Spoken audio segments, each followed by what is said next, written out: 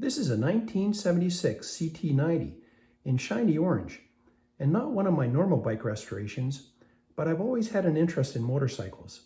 And when this original owner bike came my way, I had to have it, as it's probably the most iconic adventure bike ever made. When I got the bike, it hadn't been ridden in a number of years, but was working when it was parked and definitely needed some love, as you can see here.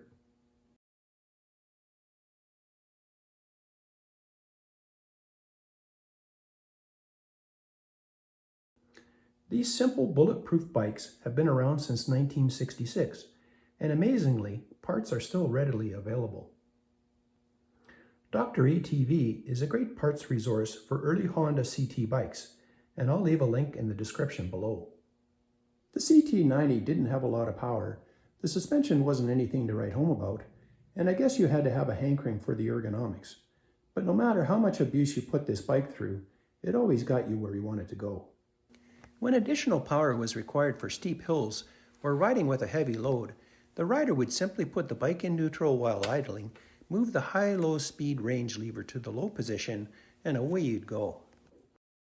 Interestingly, the bike came equipped with rear foot pegs for a passenger, but the passenger would need to sit on the huge rear rack.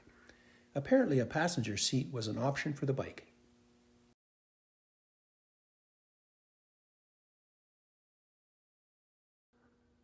The rack really wasn't designed for a passenger as much as carrying a moose out of the woods, or whatever load you might strap on. But the rack was just another example of what a great do-it-all bike the CT90 was.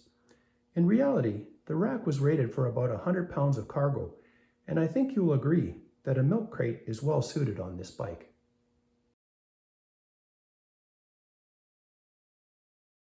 Also interesting is the handle clamp lever, which can be pivoted at the handlebar stem to make the bike more compact when transporting in a truck bed or hauling the bike around in the back of a station wagon.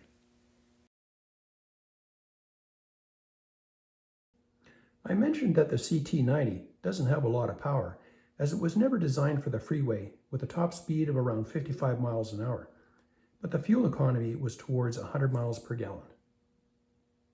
I also mentioned that this bike will always get you where you want it to go, and testament to this is a 35,000 kilometer ride from Sydney to London on a CT. Check out Nathan Millard's book, The Long Ride Home.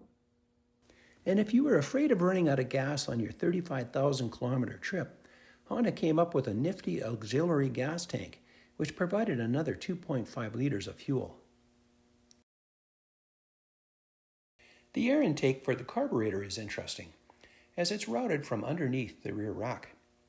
This helped minimize dust kicked up from the front wheel being sucked into the airbox, which was another example of the cool adventure design that went into this bike.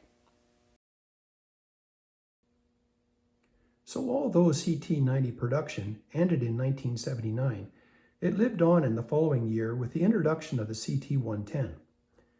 The CT110 was essentially the same as the CT90, but with a bit more power and weighing slightly more.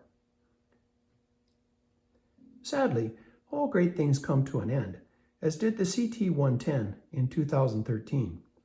But recognizing that you can't let an iconic legend die, Honda resurrected the CT in 2020 with the CT125 as a spiritual successor.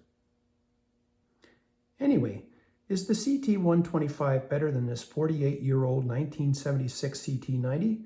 Well, that's a story for another day.